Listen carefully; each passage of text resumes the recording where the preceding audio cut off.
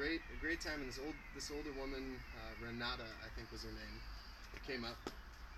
She wanted to tell me a story because I live in Colorado, and she had lived in Colorado for 3 years in the 70s, and had this it's a tragic story, but it's just really a neat one. So, anyways, the next day I sat down and I thought about all of the details I could remember, and I kind of wrote it down, in her voice. So this is the story. I lived in Boulder off of Arapahoe Street in 1972 when I was married to a nice man from Colorado, Michael. He loved hiking, had climbed all of the peaks over 4,000 meters, and even wrote a book about the Sangre de Cristo range. I tried to order a copy once here to Germany, but they told me it would be very expensive.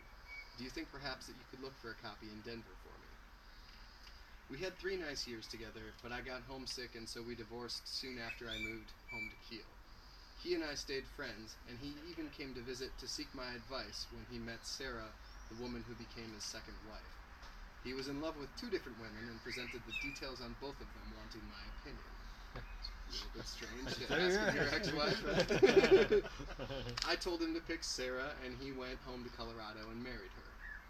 I stayed in touch with them for a long time, and even went to visit once for several weeks. We lost touch at some point in the 90s, sadly. You should look up his wife, Sarah, who still teaches poetry at the university in Boulder. Michael passed around a decade ago. I learned of it after searching for his name on the internet. I had been hoping to find some information on his book for a friend.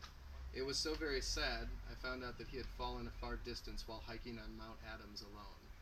He had hiked that mountain many times, sometimes during the night, and knew it like the back of his hand. I don't understand how it happened. He was only in his 50s. Michael had had a tough life, mostly regarding his time spent in Vietnam. It gave him nightmares and was never far from his thoughts. He and Sarah were really sickened by the invasion of Iraq, and I think that they became very political about it. There was never a kinder man than Michael. Everybody loved him. I'm sorry, you brought up Colorado, and now it has brought back all of these memories. We traveled all over the state together, and he especially loved Salida and the Sangre de Cristos. I remember Aspen before all of the movie stars lived there. Go visit Sarah. She still teaches poetry at the university. Pretty incredible story, and that's the kind of thing, I don't hear a story like that every day, and when she came up and told me that, I just thought, I've got to write that down and remember that and maybe write a song. And so a lot for me these days is I write something like that down and then I go back to it, and sometimes it's like, oh, that sentence right there, that was a line, you know what I mean? Like, underline that, harvest that for a song. And so the song came out really quickly, just in one free night in Cologne. I had a nice room that I was like, well, I have an off night, I want to enjoy the city. I walked around Cologne, and I came back, and I had a bottle of wine. Did you try those little glasses of wine, a beer you get in Cologne? No. Special beer? I didn't have, well, I had more wine. They were doing a wine festival around then. And so I bought a bottle of wine, and I had a room with a view of that huge cathedral, and I just sat there with the window open, looking at the cathedral. 3 wise men will be buried in there. Yeah, I know. You're not supposed to be, but really nice. So anyways, the song came out so quick because I already had the details written for me. There they are. Yeah, right. So anyways, I don't think I need the cheat sheets anymore. I did for a bit, but I think I've got it memorized now.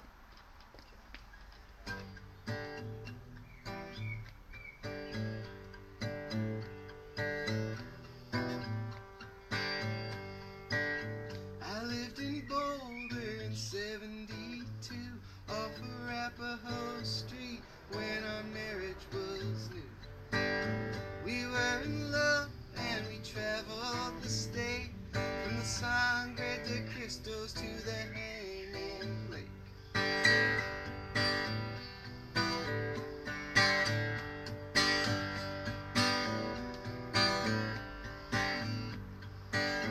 We were married for 3 nice years, but I was missing my home and you were in tears. Back to Kiel and we couldn't make it last, but you had your compass and you had your maps. You had your compass and you had your maps. You headed over Independence Pass. I had my harbor with the tall ship's masts. We stayed in touch and the years went